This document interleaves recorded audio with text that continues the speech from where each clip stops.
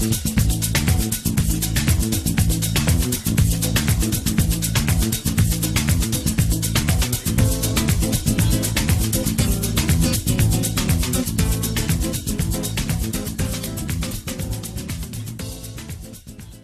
sisters and brothers, thank you for tuning in to CCR TV. It was the 15th of July 2018 around 9 p.m. when I left the studios of All India Radio and I decided to go hunting for a place to have my dinner. And guess what? The streets were deserted. Nobody was riding, driving, or even walking on them because the FIFA 2018 World Cup final was half an hour underway and everybody was rooted to their television sets. That is the impact that sport has on our lives here in Goa. More so when this sport or any other sport can be linked as a means of coming closer to God. What an amazing thing that would be. In case you haven't heard of it, there is an organization under the Archdiocese of Goa. It's called the John Paul II Foundation of Sports, Goa. And it's truly a blessing to have with us today someone who has been involved with this organization from its very, very beginning. Welcome, Kennedy De Silva. You are de facto in charge of this organization. Do you have a title or something? I'm The called, director. yeah. The director. The director. Okay, wonderful. But you have a spiritual director. Yes. Who is? That's Father Savio Fernandez, the youth director of the Archdiocese of Goa. Okay. So he's the spiritual director, and we have a team of the foundation, which consists of Father Romeo, who is the catechetical director. Right. We have Father Derek, who is from the Vocation Commission, and we have Father George from the Laity Commission. So what we see is, priests from different missions of the Archdiocese are drawn together. Sure. Which means this is quite an important... Very much so, because when it comes to the altar service and the things that we do through in sport, through the altar service is from the Vocation Commission. Okay. When it comes to the youth tournaments and everything that's going on, it is with the youth apostolate. Okay. When it comes to families, it is the laity. Correct. So we need to be associated with them. Okay. And therefore, and the catechetical, of course, because we had something what is called Jesus Sangata Care program that was initiated to be the catechetical program for the parishes in Goa. That sounds like such a nice thing, to play with Jesus. Sure. Wonderful. So that's where we, of course, apart from the diocesan priest, we have many others, and also the laity, which forms a part of the entire foundation. Absolutely. So when did this initiative begin? 2004, Pope John Paul, now Saint John Paul II, started this initiative at the Vatican because he himself was a sports person. Yes. And it was through him that he started this under the Pontifical Council for the laity. Okay. So it was at the Vatican. It started in 2004, and I caught up with the vision in 2005 on an international trip that I was in Singapore. I came to know about this, and my passion and being a sports person myself and associated with the Goa University as the director of sports, and then later on with Don Bosco's in Panjim, the Department of Physical Education and Sports Sciences, where we have the BPEd, was founded by me. So I was associated, and I was trying to understand, as a good Catholic, how could I bring Christ to the people through the medium that is my passion, sport. So that's where it all started. It seems as though you were predestined into I this. think so. Yes, the Lord has wonderful ways of planning. Yeah. Picks out the right people. In fact, to give you a little background of mine, I was born and brought up in Mumbai, started my career with customs. Okay. Mumbai Customs, gave up that job just to do sport. So that's where, like as you said, destiny. Absolutely. Yes, it is very much so. Now you're married also to a sports person. Sportswoman. Your Kids are all into sport. Yes. What more can we say? Yes. Wonderful. That's right. Now, what is the basic, the mission of this foundation? We want to bring young people to the Lord, Closer. to be closer. Yes. And sports is tool which we use to bring them closer to the Lord. So if you want them to grow, if you want them to be rooted in Christ, there must be some kind of a faith formation program. Of course, the church has been involved with the catechetical department doing it. But if you ask me, and if I ask you this question, today, how many young people would want to be in church for a catechetical program? But if you ask me that sport, yes, so many of them. Correct. So once they come for sport, they are there with us, and we know how to get them closer through the initiatives that we have, the curriculums that we have to bring them closer to the Lord. Okay. In fact, the youth department, the youth apostolate has about, in our last 6 years of the Archbishop's Trophy that we have for the youth. Oh, they have? Yes. Did you know that? There is an Archbishop's Trophy. So we have about almost 120 parishes participating in that event. Okay. And it happens at the 16 deanery levels. And then from there, we have the teams that qualify for the All Goa Championship. And the Archbishop has himself been there all the time because he's much interested in speaking to the young people through that. Even with the altar service event, it's a huge thing, almost about 100 plus parishes participating in that event. Okay. It's not just that it's the event of the football, but it's all for faith formation. Now, when you say sport, what are the sports? Is it only football? Is it... Goa is crazy about football, Absolutely. so therefore it's the key thing. Okay. But we are involved into every sport. Oh, so okay. Irrespective, from time to time, we have different things that are happening. So individual sports as well as team. Also. Okay. When we had the Rio Olympics that was there, we had what is called the quiz at the Rio Olympics under the AB. Okay. Now we recently had the World Cup quiz because it was football. Now, the Asian Games, AB, the Archdiocesan Board of Education, yes. which is the body that looks after the schools in Goa, Correct. the high secondaries and the colleges. So under the Archdiocesan Board of Education, we've been closely associated with them in training teachers, PE teachers, the physical education teachers, on value education through sport. So that's what the John Paul Foundation is all involved with. So it's leadership trainings, it's to do with sport, it's to have youth retreats through sport and all that stuff. So that's how it goes. I used to always say, if Jesus played a sport, maybe he'd play cricket because he had already picked the 12th man as well. He had the 11 and the 12th. And when one got out, then they brought in the 12th man. We don't have that concept. In football, we have 3 substitutes. To just go with the biblical, with the scriptures, Correct. God wrestled. We have the Romans chapter 12 verse 1. Okay. It says, offer your bodies as a living sacrifice, as an act of spiritual worship. God never meant that this body was to, the way we are today. True. Physical fitness is one of the key elements. Like if people, I always say this, that the stadiums are the cathedrals where we can worship God through sport. Absolutely.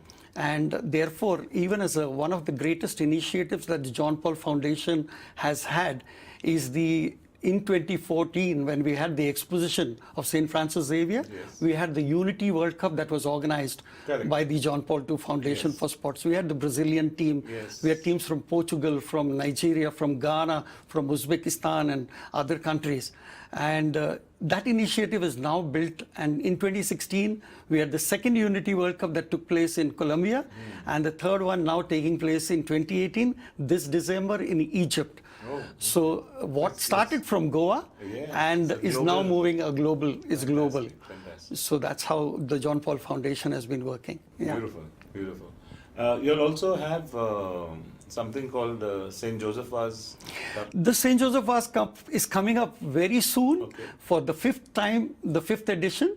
It is for the seminarians and priests, and we have almost about 11 teams, which includes the diocesan teams, the Pillar Fathers, that's the SFX, we have the Capuchins, we have the Salesians, we have the Dominicans, we have the Pallottines, and all of them participating. So it's a kind of a gathering of about 180 to 200 priests that come together, And we have, this is the comment from some of the priests, that this is the place where we all assemble together as the body of Christ.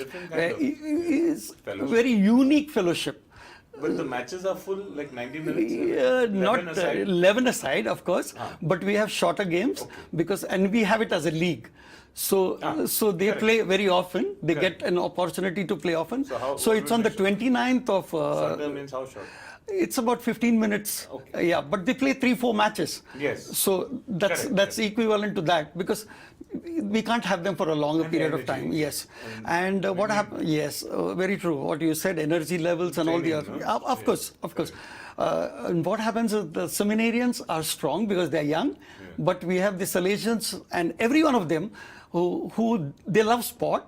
And even at Vatican, there is a cricket team which Bishop Theodore started, you know, when he was, so there's a cricket team at the Vatican. And so we've been involved with this because we get an opportunity also to tell this priest that sport is the thing which Pope Francis is now looking at, you know, to grow much bigger. And he's been addressing the World Cup even recently, and every event that takes place, all the major sporting events like the Olympic Games, whatever major sporting events take place across the globe, he's been addressing sports people there. I think he is most media savvy. Absolutely. Yeah? Holy Father. You had the pleasure and the honor and privilege of meeting him. I was there. Like? I was there on the 15th of May 2015. I was invited to speak at an... remember the time also. You will never forget this. Exactly. It was at 10:22 in the morning that I had an audience with the Holy Father, because it was a blessed moment for me. Never forget it. And of course, I was there to speak on what the John Paul II Foundation for Sports has been doing. And because of the Unity World Cup that we had organized in Goa, in Bangalore, and in Hyderabad, they had invited me specifically to speak to about 150 odd coaches, administrators, and people from all over the globe. Fortunately for me, after the presentation, I also received a small medal from the Holy Father. So that was the privilege that I had to speak to the Holy Father. The only downside was that Italy did not qualify this year. Yeah, I understand. I always cheer Italy, and we Very support true. Italy because Vatican, Italy is involved. You know, Yes, yes, surely. But you also get regular missives from everything from Vatican. very much. Yeah. I have all the newsletters that keep coming. Every seminar that is organized, the entire literature that is published during that time, because what I spoke has also been published. It's there, so regularly things keep coming, and all the videos that are put out by the Vatican on spot is received by me, and then I pass it on to everyone wherever it's possible. Absolutely. Now, do you have an office here in Goa? I work under the Archdiocese, of course, but for technical purposes, the office is in Ponda, where I live, because we are looking out to, we are trying to put something, the Archbishop, His Grace, is trying to give us a place where we can officially have our office as well. It could be in Margao at the St. John, Pope John Paul II complex itself. Yes. So you spoke about the immediate plan of this cup. The St. Joseph Vase Cup, and we also have what is called the Compassion Cup. That is for the orphans. So we have about 180 to 200 boys and about 100 girls who would come for that event. That's in the morning of the 29th, and in the afternoon is the St. Joseph Vase Cup. Now this is going to be done in collaboration with the Our Lady of Remedios Church in Nerul, with Father Balmax, because it's a part of the 450th anniversary of theirs. So it's going to be one of their events, and we like to partner, because finances are difficult to always. So we partner, and that's one of our core values. So servant leadership is one of our values, building a team is one of our values, and partnership is one of our values. So we look at, trying to meet, whenever we do any events, it's going to the parishes, or it's, meeting with people who are like-minded, and with like the Archdiocesan Board of Education, whether it is the laity department, whether it is the catechetical department or the vocation commission department. So it's all partnerships. Now, what other plans? Apparently, there's a hope that this will spread across India, Goa being the... Very true. We're just planning to collaborate with the CBCI in having a national conference on the Sports Ministry network, so that we have the John Paul Foundation for Sport India, finally. Yes. Because unless and until it is not in major archdioceses across the country, it would not be possible. So there's this meeting that is planned. We had James Parker, who worked with the Vatican under the Department of Sports, with the Pontifical Council for the Laity. He was here last year, and he was the one who initiated this thought, and was even, we put this proposal with the Archbishop, who immediately said, why not? Because he, being the vice president of the CBI, and on major commissions that he's involved. So we had this talk with him, and he was very much happy about it. Probably in 2020, we're looking at a global event to happen in Goa with the Sports Ministry network. And given the Holy Father's connections, he could always ask Sampaoli, the Argentinian coach, who's now out of a job, to probably be a part of this. But, we have a lot of players who are associated internationally on the foundation. Yes. So many of them who contribute regularly, and there are different sports agencies, which ministries that we call them, internationally. The Catholic Athletes for Christ is a major body in the United States.